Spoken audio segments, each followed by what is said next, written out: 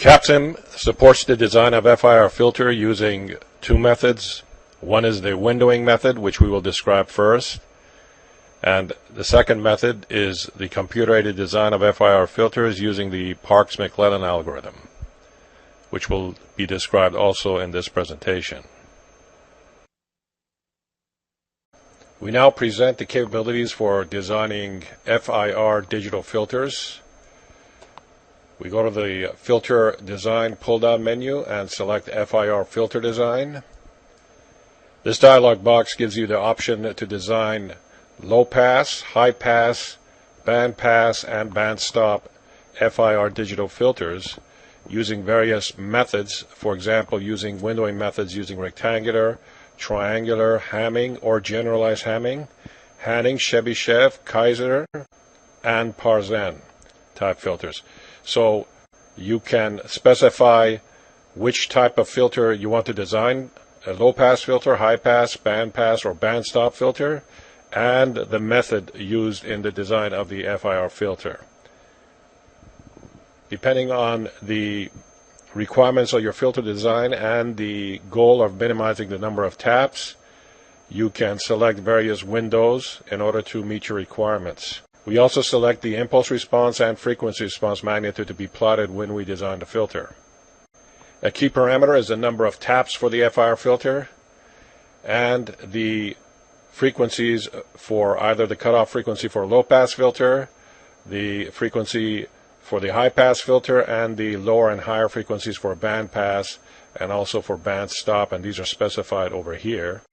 Some of the filters required additional parameters, and they are also specified here. For example, the Chebyshev filter can use either one of these two parameters, the ripple in dB or the transmission width, but not both simultaneously. For example, to use only the ripple, we set the other one to 0, and if we wanted to use the transition width, then we set the ripple to 0 for the Chebyshev filter.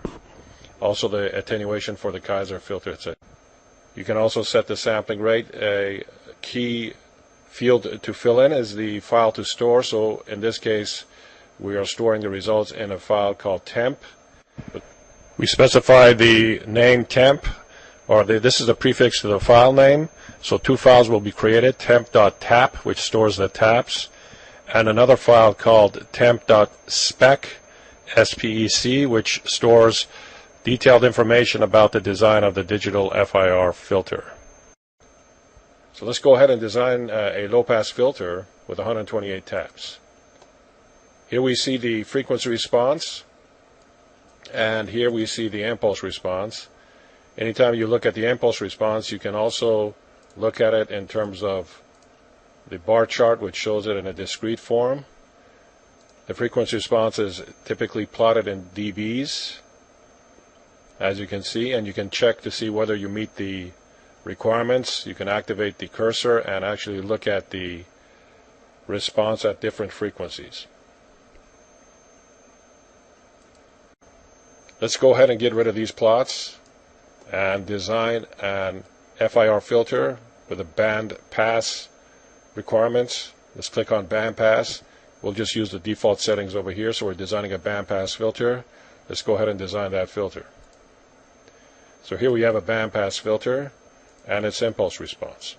Now note that in the band pass filter, the frequency is in terms of the normalized frequency a half, which is half the sampling rate.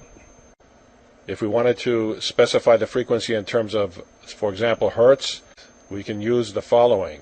So go into the plots menu and bring up scale and manipulate and multiply the x-axis by the sampling rate, in this case 32,000. We're using these for voice band applications, for example.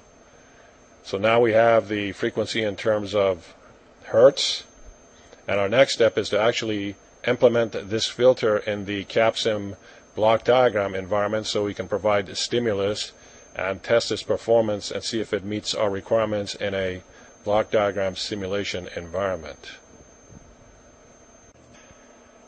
Here we have activated the bookmark blocks.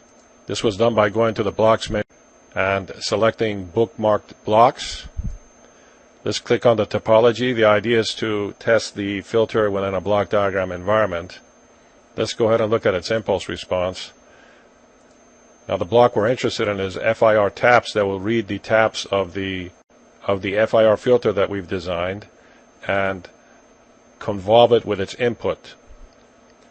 Let's go ahead and place the spectrum plot and connect these together.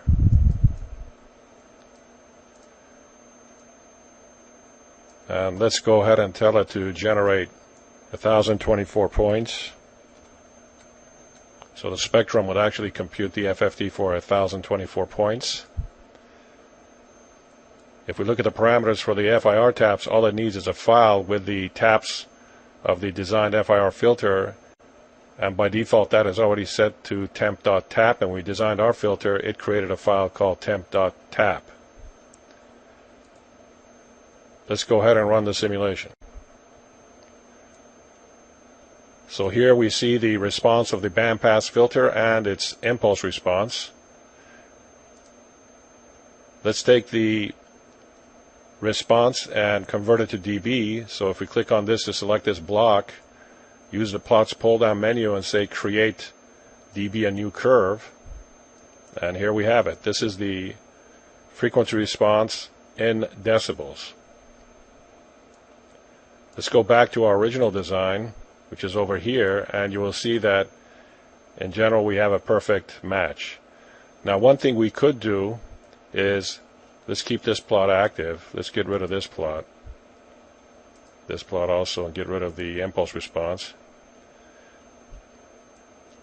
Now in the spectrum plot we can actually specify the sampling rate. So we'll specify the sampling rate as 32,000 Hertz. And we will also specify that we want the frequency response in dB. Let's run the simulation. And now we can compare these two together. We see that the filter matches the design we originally had perfectly. In the next step, what we will do is generate two sinusoids at two different frequencies, one within the pass band and one within the stop band, and look at the spectrum before and after filtering. So now that we check the impulse response, we have a blank topology and again our bookmarked models, and what we want to do is generate two sound waves, add them to each other and filter them, and place one of the sine waves in the pass band and one in the stop band. So let's go ahead and do that. First, let's go ahead and add the sine wave to the topology. There's another one. Use the add block. And we're going to use FIR taps that will read the taps that we used in our design of the FIR filter. And let's use the spectrum block here. Let's go ahead and connect things up. We have a faster way of connecting things, but we'll use the default method. It's very simple. And it's not a bad idea to go ahead and save this topology. Let's go ahead and call it sine FIR test.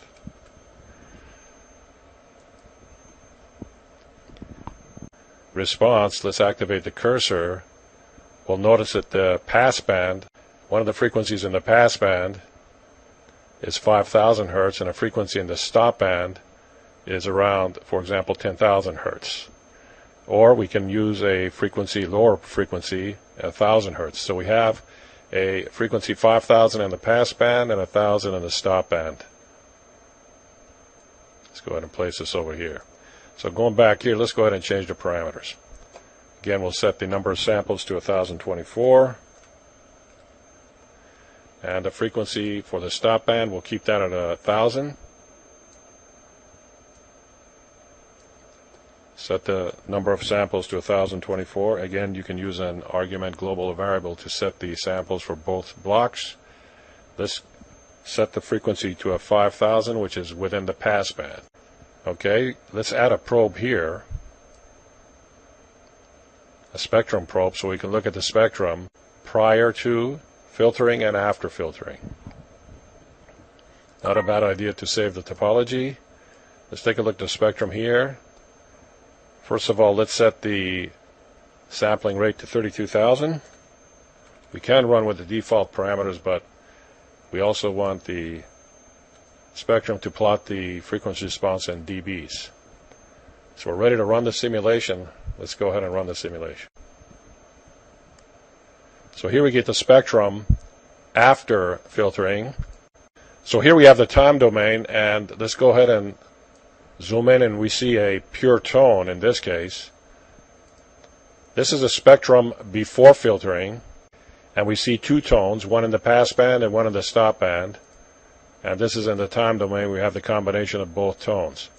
Now, as we can see here, we filtered out the stop band. The frequency in the stop band was 1,000 hertz, and we've passed through the frequency in the pass band based on the specifications of the filter here.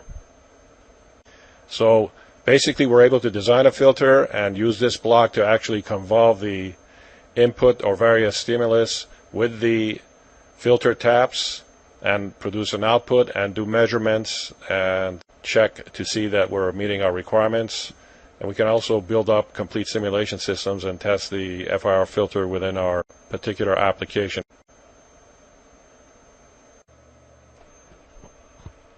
As in the case with the IR filters in CAPSIM, we have a block called FIR Fill, which implements the full design environment for an FIR filter using windowing methods. This block, based on its parameters during initialization code, designs an FIR filter, and then during runtime convolves its inputs with the generated taps of the FIR filter, producing the output. If we look at the block parameters, we see that all the functionality of the dialog box for the FIR filter is implemented in the block. So for example, we can set the filter type to low pass, high pass, band pass, or band stop, and also specify the window type. Here we've specified a Hamming window. The number of taps is set to 128. The impulse is going to generate 1,024 samples, and the spectrum block is set to plot the results in dB. The FIR filter is going to generate 128 taps that will be convolved with the 1,024 points from the impulse to produce the output, which we will plot in both frequency and time domain. So let's go ahead and run the simulation. So here we get the low pass filter per our specifications and the impulse response. And you see we have 1,024 points. Let's go ahead and get rid of these plots. Let's go ahead and set the parameter to band pass, which is 3, and run the simulation. So here we've designed a band pass filter. We also show the impulse response. So with the FIR filter block, you can incorporate an FIR filter within your block diagram simulation, either for communication or single processing application, in a very convenient manner. The parameters of this block are also available to the Tickle script, so that you can use a Tickle script to script the block diagram and change the parameters and run multiple simulations in order to do sensitivity analysis and also optimization. CAPSIM supports the computer-aided design of FIR filters using the Parks-McClellan Algorithm for optimum FIR filter design.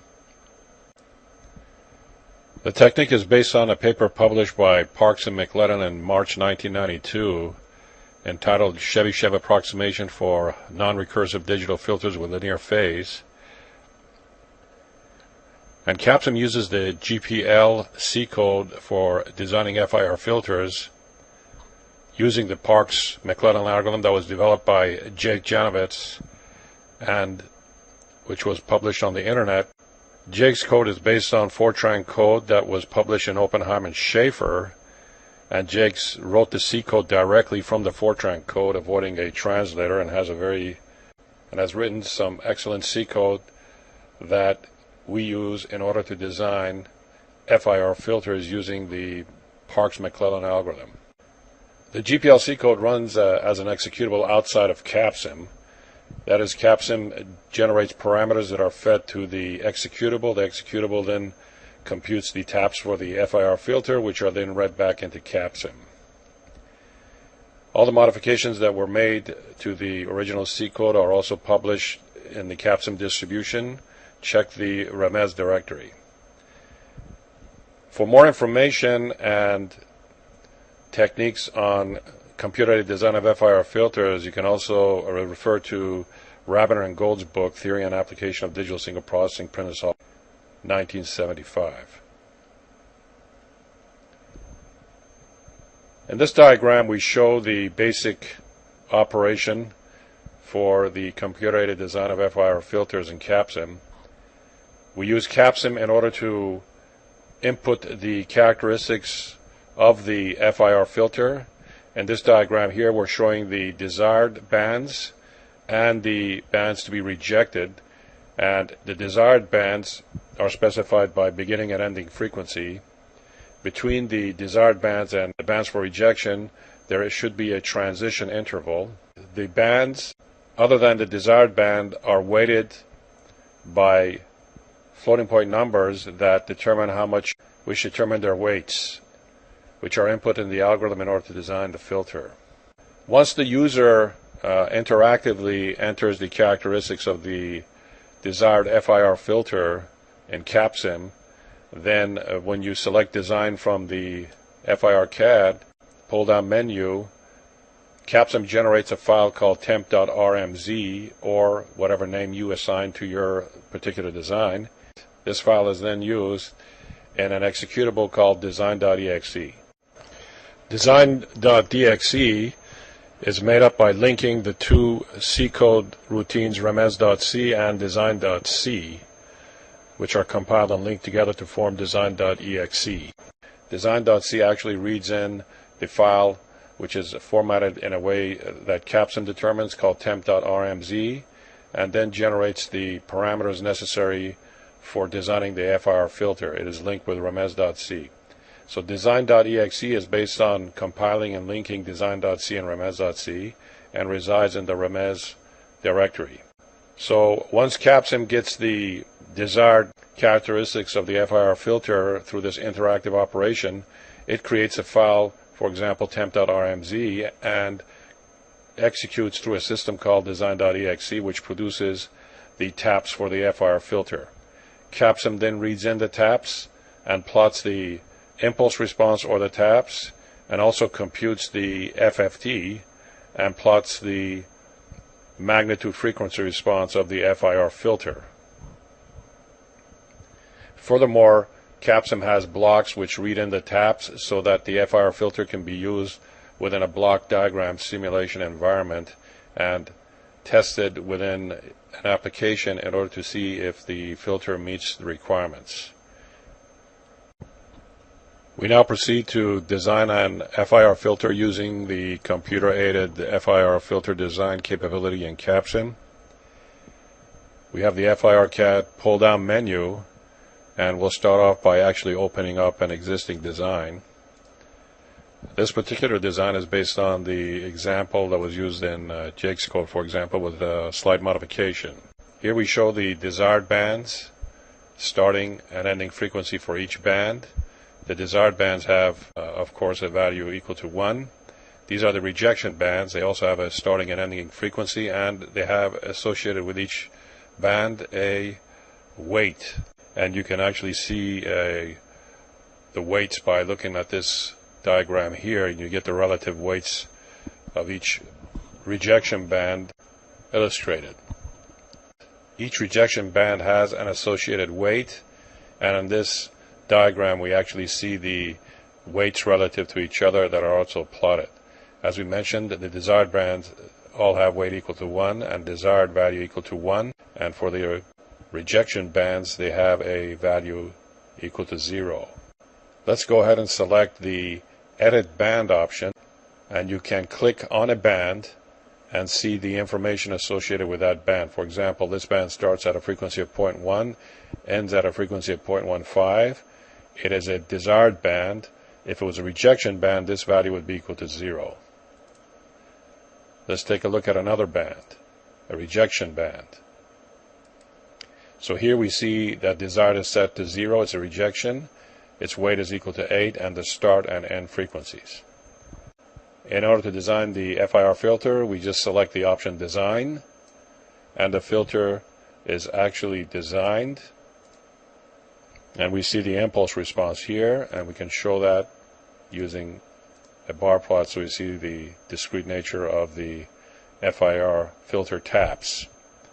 Here we show the actual frequency response, and you can compare that to the specifications entered through the interactive FIR computer design package. In this part we will design a filter from scratch, so we select New Design from the FIR CAD menu, and what we need to do is add a band. We'll first add a desired band, and what you need to do is click on the start frequency in relative position. So let the start frequency be equal to 0 and the stop frequency equal to 0.12. We set desired equal to 1 for a desired band, and that's shown over here. Let's add a band for rejection, since this is going to be a low pass filter, so we'll click on add band, and we actually want the filter to start at 0.2, so we'll use the cursor to select 0.2, click on here. This is, if you want to be more precise, just type it in. And since this is a low pass filter, we'll set the stop frequency to 0.5. Now it's very important to set desired equal to 0, since this is a rejection band, and we'll set the weight equals to 10. So now we have a low pass filter as shown over here. Let's go ahead and disable the cursor and proceed with the design. So now we can go ahead and select design, and we get the actual low pass filter and its impulse response. Let's go ahead and take a look at this using a bar chart. So this is the actual impulse response and the frequency response, and you can double check to make sure that, for example, this desired band matches our requirement. Let's go ahead and turn this cursor on, and we see that at the desired band we're equal to 0.12 here. So this is 0.12 over here. We start to roll off, and the frequency here is at 0.2, where we get the rejection. Okay, so now that we can design FIR filters, let's go ahead and try to use them within a block diagram environment and provide stimulus. So let's open up a design that we had, test2.rmz, and let's go ahead and design the FIR filter. As you can see, the FIR taps are stored in a file called temp.taps, and the frequency response is shown over here. So a half corresponds to half the sampling rate. Let's go ahead and select this curve, and from the plots, scale the x-axis. We actually want to use a sampling rate of 32,000. So let's multiply the x-axis by 32,000. So now we see that the maximum frequency is 16,000 hertz. And the idea is to generate sine waves within the passband and rejection areas of the FIR filter. Let's minimize the impulse response and minimize the actual design. So the idea is to create a block diagram in which we excite the filter with 3 sine waves corresponding to three different locations within the frequency response corresponding to passband and rejection areas. Let's go ahead and use the bookmark blocks. Set this up in the corner here, and we're going to put 3 sine waves and an add block. Also, we'll use the FIR taps block, which will read in the FIR taps from the FIR CAD generated taps using the Parks-McClellan Filter Design algorithm. And let's put a spectrum over here. Let's go ahead and save this block diagram. And let's call this 3 tones.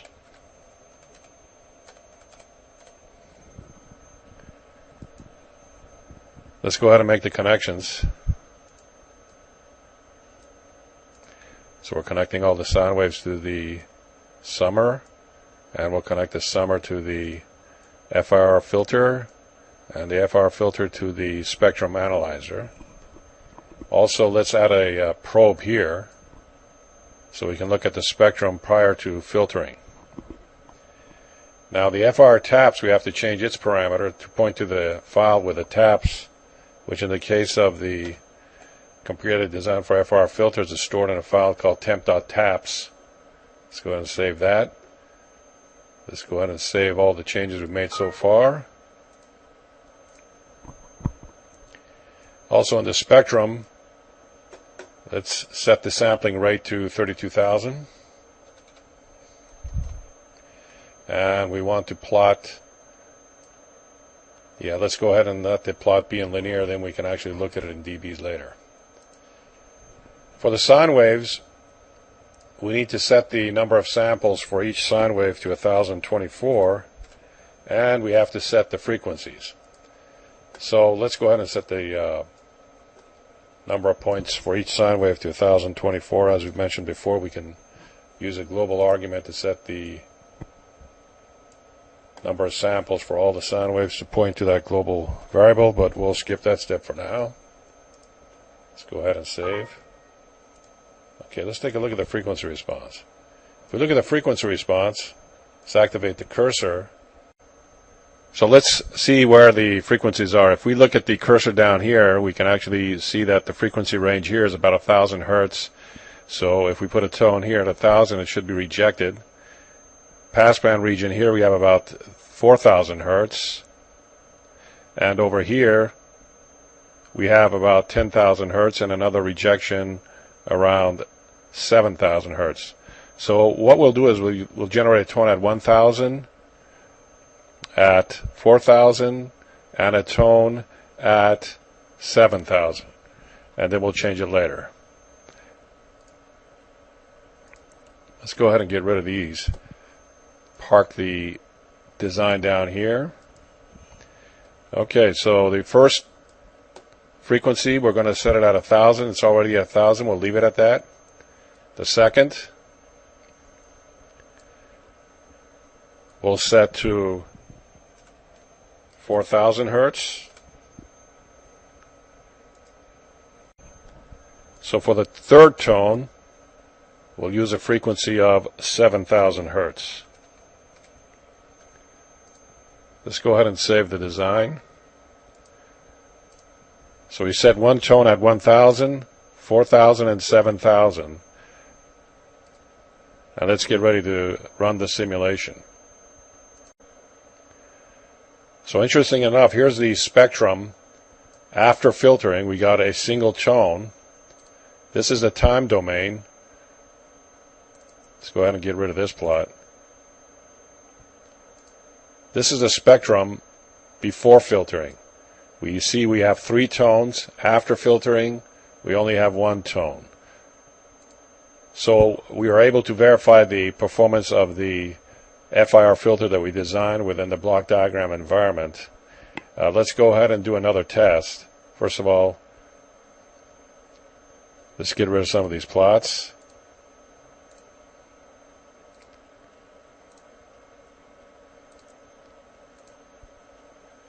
Let's go ahead and put a tone at this frequency over here, centered around here. So this is around 10,000 hertz. So let's go ahead and move our tone from here, which was 4,000, to 7,000 hertz, and run the simulation again. So if we look at the frequency band over here, we see that the passband region here corresponds to a tone. We can select a tone at 10 kilohertz. So what we're going to do is move the tone that we set at 4 kilohertz here and move it to 10 kilohertz and run the simulation again.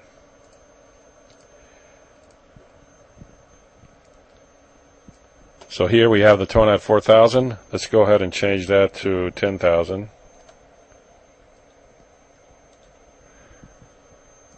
And we'll run the simulation again. We see that we have our tone at 10,000. Time domain. We don't need that. Let's get rid of that. And we see our 3 tones here. Let's get rid of this plot too. We see the 3 tones before filtering and a single tone after filtering, corresponding to our design of the FIR filter. Over here we've rearranged the plots and resized them in order to illustrate the frequency responses a little bit better. So here We have the desired response, which is based on the design of the FIR filter. This is prior to filtering, where we got these two tones which reside in the band rejection areas, and we have the tone here at 10 kHz, which is within the desired passband area. And here's the spectrum after filtering, in which the other two tones have been eliminated.